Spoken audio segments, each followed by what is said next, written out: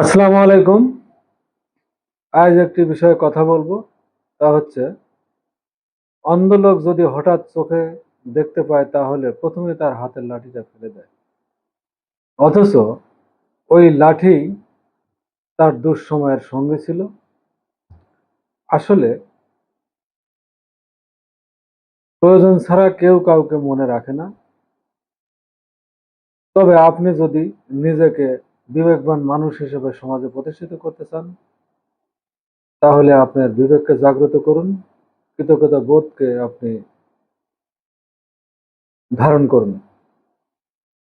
আপনার কেউ উপকার করলে তাকে আপনি ধন্যবাদ দিন এবং এই উপকারের কথাটা আপনি মনে রাখুন।